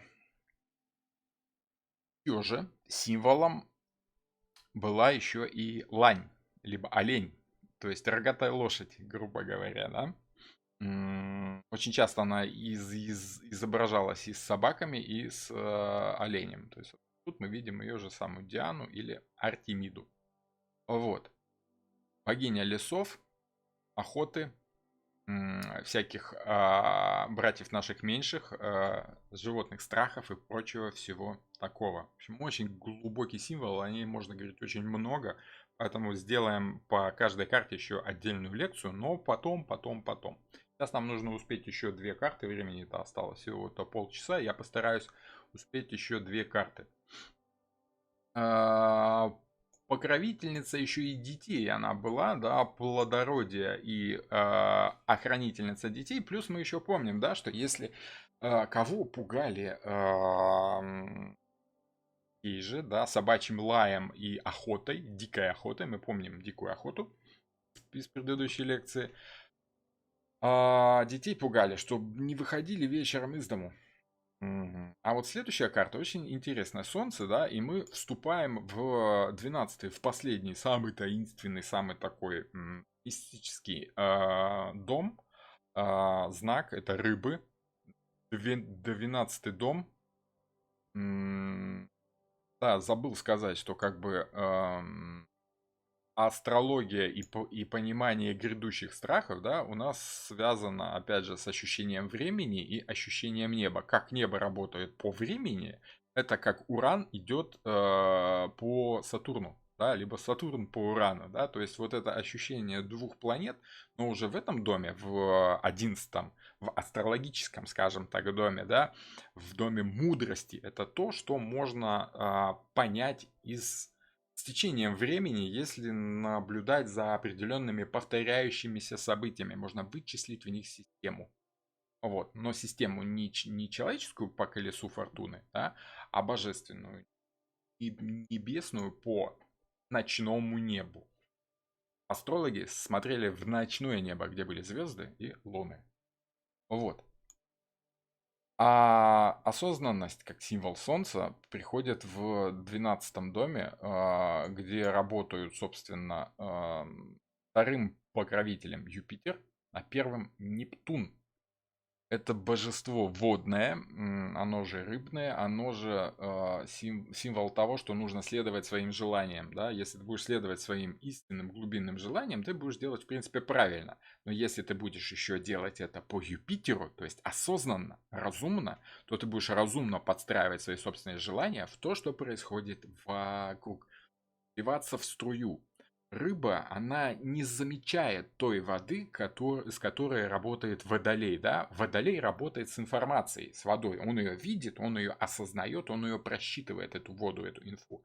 А рыбе уже это 100 лет как не надо считать, что-то там углы планеты, и это все делать, что-то прикидывать. Нужно просто чувствовать глубинным, нептунным этим подсознательным скрытым чувством, которое, ну, интуиция, грубо говоря, да, что тебе хочется интуитивно, нужно вплетать в то, что происходит. 12-й знак, он наиболее объективный из всех знаков, да. Если мы помним, что дева — это умение уйти в точку, умение субъективно оценить каждое событие и сложить из этого некую систему, то же самое происходит и с рыбами, но наоборот. Рыбы, они в целом видят систему. Если мы берем отшельника как деву, отшельник видит елку, потом еще одну елку, потом еще одну елку, еще. Ух, как много елок, елки-палки, хвойный лес. Да? Вот, как рыбы видят. Они видят, ух ты, ё-моё, лес какой-то, да, а что за лес? А вот как бы вот стоит дерево, а вот еще, а вот, а что за дерево? А, хвойное, а, елка, ага, хвойный лес. То есть обратный процесс, как дедукция и индукция. Вот дело в том, что рыбам незачем что-то понимать, чтобы делать что-то правильно. Главное чувствовать свои собственные чувства, нептунные. Будьте как дети и спасетесь. Помните, кто сказал? Умный человек сказал. Вот.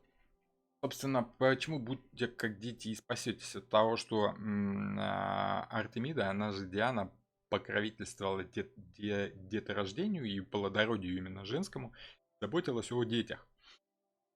Почему тут подсолнухи? Потому что в средневековье подсолнух это символ заботы и того, что если делать все правильно, то у тебя все приумножится. Если просто будешь делать правильные вещи, не задумываясь даже, если тебе сказали, если ты знаешь, если просто следовать своей совести, своим глубинным правильным чувствам, то у тебя будет много всего. В подсолнухе много-много-много зерен. Да? И если ты заботился абсолютно искренне о ком-то, да, о маленьком вот этом подсолнушном семечке, оно вырастет и будет заботиться уже о тебе. Мне очень нравится этот мультик. Вообще, очень многие советские мультики, они такие, ну, надо сказать, очень философские.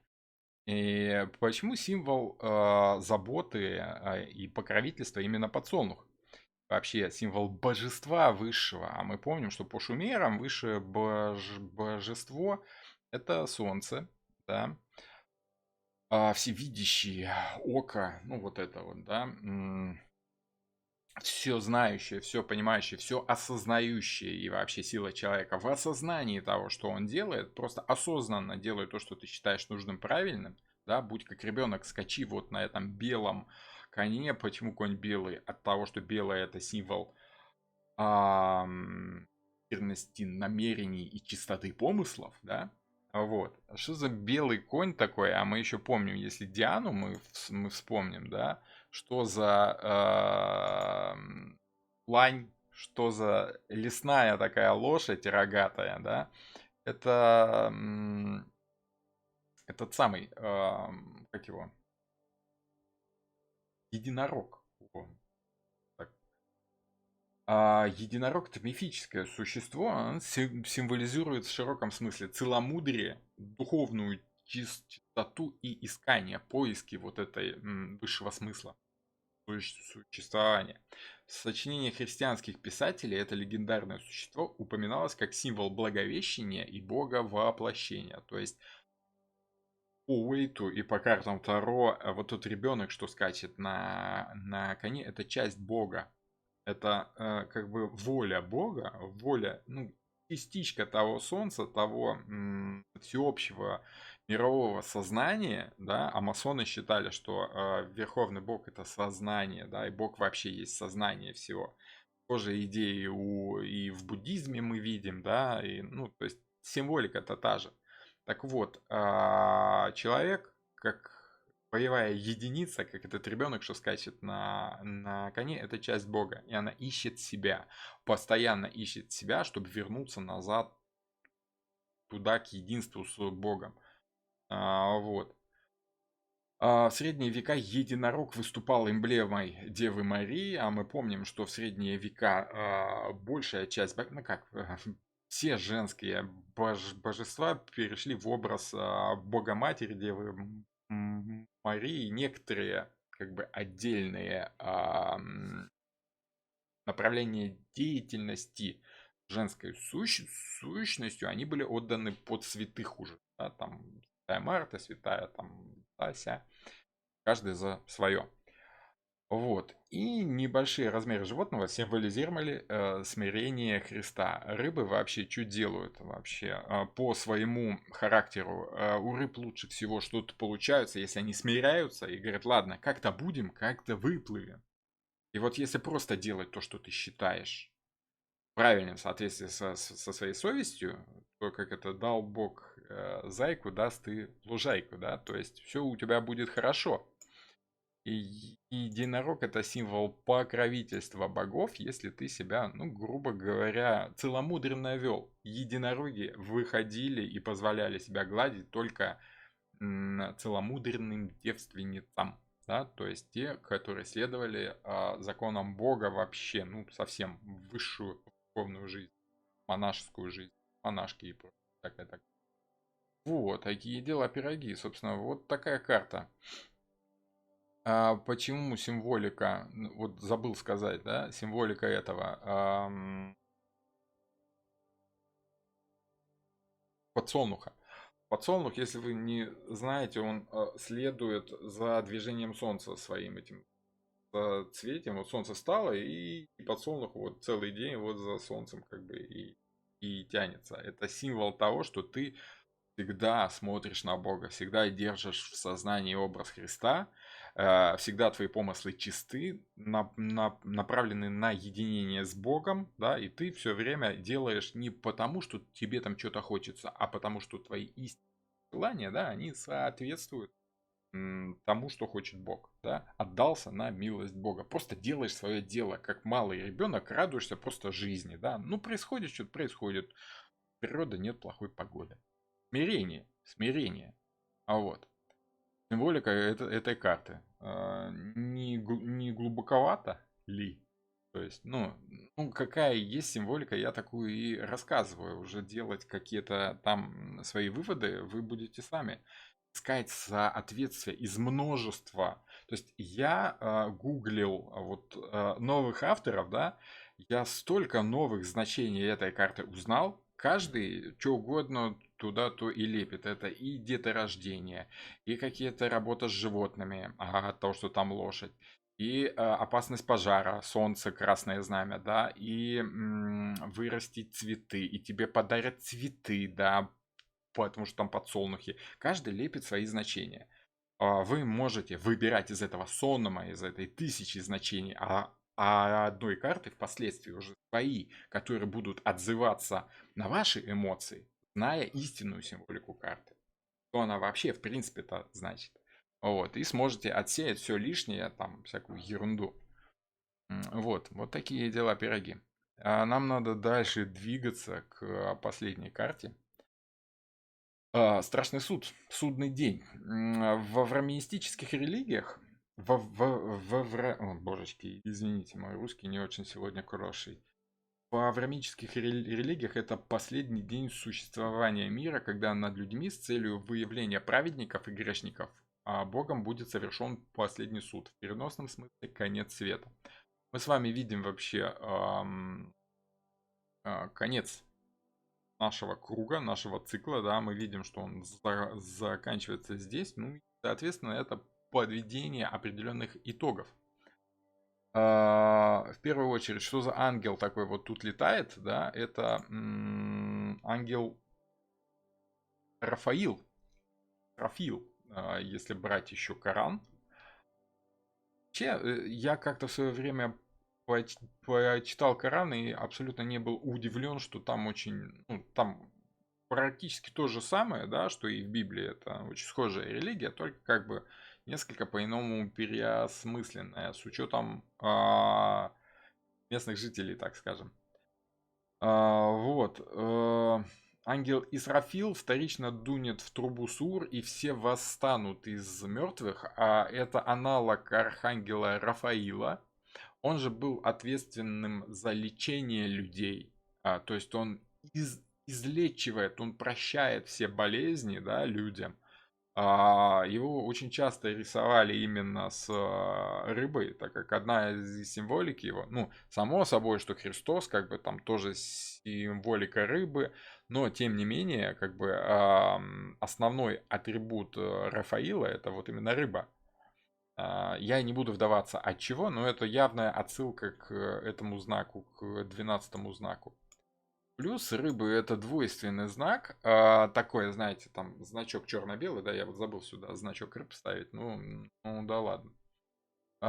Интересно, что Архангел Рафаил и Михаил, они вот часто действовали вместе, и по преданию именно Рафаил принес царю Соломону волшебное кольцо с вырезанной на ней могущественной шестиконечной звездой. То есть эту звезду принес Рафаил Соломону, а не сам он там ее себе выдумал. Что значило это звезда шестиконечная? Это гексаграмма, в которой было как бы зашифровано смысл существования всего сущего, смысл жизни, да, вот есть некое стремящееся к земной жизни темное начало, да, желание быть в мире, желание быть в материи, стремление к высшему существованию белое, да, как бы вот противоборство темного и светлого начала в человеке, как в дуальных религиях, в дуалистических религиях, темный бог и светлый бог, да, еще от шумеров шло. Это понимание того, что в нашем мире вообще противодействуют две силы. К примеру, женская и мужская. Там цвет и тень. Там верх и низ, лево и право. То есть дуальность, в принципе, можно применить ко всему, даже к тому, что, казалось бы, ну, сложно. То есть вычленить это можно где угодно. Разделить надвое можно что угодно. Противопоставить что-то чему-то, как противоборствующее начало, можно чему угодно. Даже рис и гречку можно противопоставить от того, что, ну как, вот рис он белый, а гречка темная. Они уже какие-то разные, да. Рис он имеет вот этот вкус, вот я хочу рис, а гречку я не хочу. Вот рис он круглый, а гречка она там какая-то остренькая, да, ну вот такая. То есть в принципе, что ни возьми, всему можно противопоставить некую другую идею, да. Рис и гарнир, то есть это тоже как бы две такие противоборствующие вещи. Мне хочется больше гарнира, либо больше там мяса, риса, чего-то, да. Вот. Оно так звучит как бы странно, да, но идея дуальности, она есть везде, повсюду, так скажем. Вот. И рыбы понимают, что наш мир, он состоит из того, что нам чего-то хочется и чего-то нельзя. И вот нужно как-то улавливать, находить этот баланс и находить свою струю правильную. Вот, такие дела, пироги, малята. Ну и, собственно, что? Еще символ по этой карте, допустим, возрождение людей из гробов, да? Это символика того, что ты как бы перерождаешься к новой жизни, освобождаешься из бренной оболочки. Если на тебя снисходит вдруг озарение божественное, да, ну вообще самое высшее, ты освобождаешься от условности своих шаблонов, да, выходишь из своего тела и погружаешься в духовный мир. По средневековым понятиям человек должен был стремиться к этому. Быть равным с Богом, да? Ну как равным? Принять Бога в виде Христа. Потому что Христос это как бы Бог среди нас, так скажем, да? Сын Божий это то, каким ты вообще-то можешь быть, если последуешь по его пути, по его стопам. Откажешься от мирских желаний и своих этих ограничений, которые тебя давливают, как вот стенки гроба, да.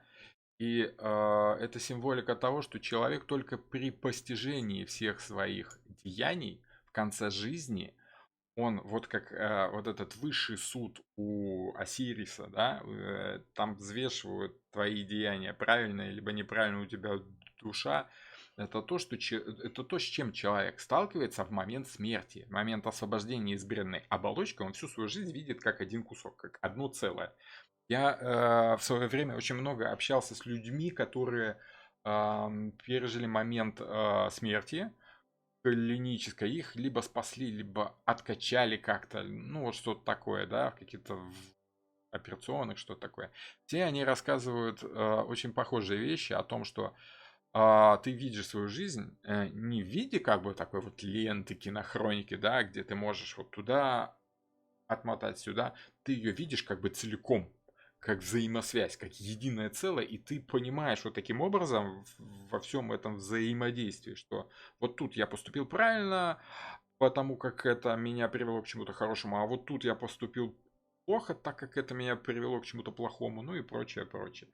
Так что в принципе, Можно сказать, что в рыбах мы видим осознание правильности и неправильности своих действий, черное и белое, понимание того, что некоторые наши желания влекут нас на темную сторону, потому что там печеньки, да, а вот на светлую это сложно, это трудно, это тяжело, это надо быть хорошим человеком, а хочется печенек, да, ну и прочее всякое такое. Вот.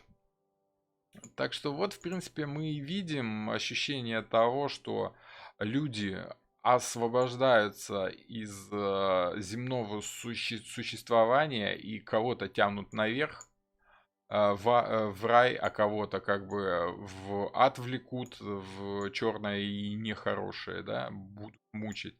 Это понимание того, что если в твоей жизни есть черная и светлая сторона, нужно как-то все-таки делать свой выбор, делать путь, совершать какие-то правильные действия, иначе как бы, ну, вот все будет ясно и понятно, либо туда, либо сюда. Осознать этот человек может только после выхода из своего тела, скажем так, после освобождения из бренных оков оболочки. Ощущение, как выход вот из земли, из гроба. Земля — это символ материального существования. Выходят оттуда не живые мертвецы, да, а это символика того, что эта душа выходит из бренного тела. Вот. Символ духовности вообще в принципе, в целом. Вот. Ну и страшный суд — это как осознание того, что все мы существа духовные, нужно заботиться о своей душе, иначе, ну, как бы плохо. Вкратце так. Вот как-то так. Надо еще упомянуть о двух картах, о которых я не говорил сегодня, да, и не говорил в самом начале, хотя спрашивали, где шут. Может ли быть суд физической смертью? Да, может быть, может быть. Но дело в том, что как бы в картах Таро нет такого понятия, как полное и окончательное исчезновение, потому как сами карты, они циклично заключены одно в другое. Это скорее переход из бренной оболочки в духовную жизнь. Освобождение души вообще по значениям, judgment, страшный суд, всегда значит освобождение. Люди радостно выходят из этих гробов. Очень часто одно из значений, как ни странно, для людей это значит развод. Для людей, ну, такой счастливый, да, наконец-то развод, наконец-то, да, увольнение с опостылевшей работы, либо хотя бы отпуск. Освобождение от обязанностей, от сковывающих тебя вот этих мирских. Можно сказать, что карта правосудия — это человеческий суд, а карта суда — это божественный суд. Карта правосудия — это не человеческий суд, это человеческая система договоренностей, justice, юстиция. Договора и правосудие именно вот такое. Как договорились, так и нужно делать. А высший суд, божественный, это суд совести, суд нашего божественного начала над самим же собой. Человек сам себя, человек после смерти сам рассматривает свою жизнь, он сам себя судит, но уже как часть Бога, как сверху, понимаете? Вот. И тогда человек просто обретает ощущение того, что вот как бы вот все хорошо, все кончилось, да, ну вот смерть скорее ближе к миру, да, когда все закончилось, и человек осознал, что все, конец, круг замкнулся, Оби-Ван Кеноби, да, опять же, Звездные войны и символика масс-культуры современная, она основана на мифологии. Я, наверное, сделаю еще цикл лекций по современной символике. Это очень интересно. Почему эти две карты я рассматриваю отдельно? От того, что по сути это одно и то же. Это одна и та же фигура, но на разных этапах становления. Если взять зодиакальную систему, это вот один край застежки и второй край застежки. Да? Это вот те. Если рассматривать карты Таро как ступеньки на лестнице, то вот это уже не ступеньки, это пролет, который находится на каком-то этаже. Он же начало следующего, да, то есть он как бы и конец предыдущего, и начало следующего. Но это еще и определенный этап в твоей жизни, который ты имеешь уже. Больше похоже, ну вот на что-то такое, да. То есть вроде бы это ступенька, но уже как бы и не ступенька, это вровень с полом. но тем не менее мы чувствуем, что она есть, и она более широкая, она как бы может и наверх, и вниз. Вот. Поэтому шут и мир это один и тот же самый нолик, который есть и на самой карте. Вот он огромный, этот ноль, когда ты понял, что вот оно все, наконец-то закончилось, цикл кончился, ты осознал все, ты имеешь все, у тебя есть законченный некий цельный опыт. Вот. С пониманием того, что как бы ну, теперь надо делать что-то дальше, надо начинать что-то теперь уже заново. Так как это кончилось, да, нужно начинать следующий сериал. Вот. Такие дела, пироги. И, кстати, вот люди, которые... Один из товарищей, который мне рассказывал о своем посмертном опыте, да, вот он видел эту свою жизнь в виде единого куска, и причем он же описал это ощущение, что когда я посмотрел не на жизнь, а на себя, я себя не видел, но ощутил себя стоящим на вершине горы, вот, с пониманием того, что как бы можно что-то делать дальше, да. И я, говорит, я посмотрел вниз на землю, которая там должна быть внизу. Я увидел много людей, но как только я начал фокусироваться на отдельных фрагментах того, что я вижу, меня, говорит, и утянуло назад в туда, да, я как бы упал и очнулся на хирургическом столе. После. Карта мира, колесо фортуны чем-то похожи? Чем-то похожи. Но сегодня я уже не успею об этом рассказать. Сегодня у меня не так много времени. Я, наверное, значит, по старшим арканам в общем и целом мы закончили. Человек вот таким образом делает круг, да, может начинать новую жизнь. Если это речь о бизнесе, да, можно разбить по этапам, как развивается бизнес и приходит к пониманию того, что нужно начинать следующий этап жизни, прочее, прочее. Каждую карту в отдельности я буду рассматривать на отдельных еще лекциях, которые буду делать после интенсива. А следующая лекция интенсива у нас будет по младшим арканам. От того, что как бы со старшими мы более или менее разобрались, так в общем и целом прочувствовали.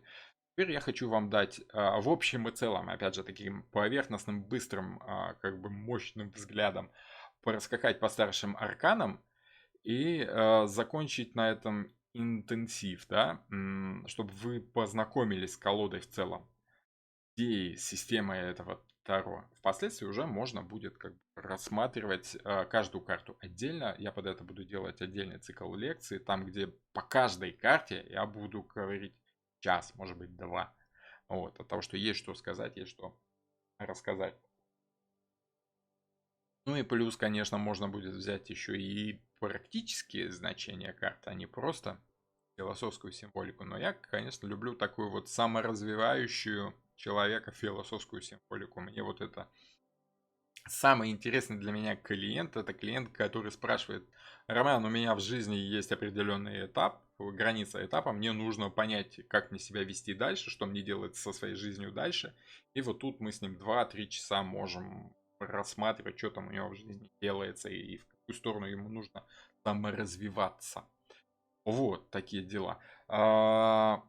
Оставьте, пожалуйста, в комментариях, после того, как выйдет это видео, оставьте, пожалуйста, комментарий, нужно ли мне делать отдельную лекцию, может быть, следующую, чтобы чуть-чуть ответить на ваши вопросы. От того, что вопросы есть, я не на все вопросы успеваю отвечать на лекциях, поэтому, может быть, сделаем такой промежуточный, как бы, поясняющий эфир по вопросам вашим. Я думаю, что это, в принципе, здравая мысль, даже я, наверное, так и сделаю. Так что до пятницы, в пятницу у нас с вами следующий будет эфир, потому как сегодня что, вторник? Да, в пятницу мы давайте, наверное, либо в четверг.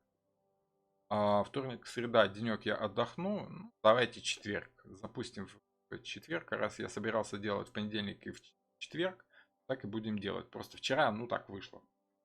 Хорошо, всем спасибо, девушки, мужчины, за внимание и, как это, до новых волнующих встреч.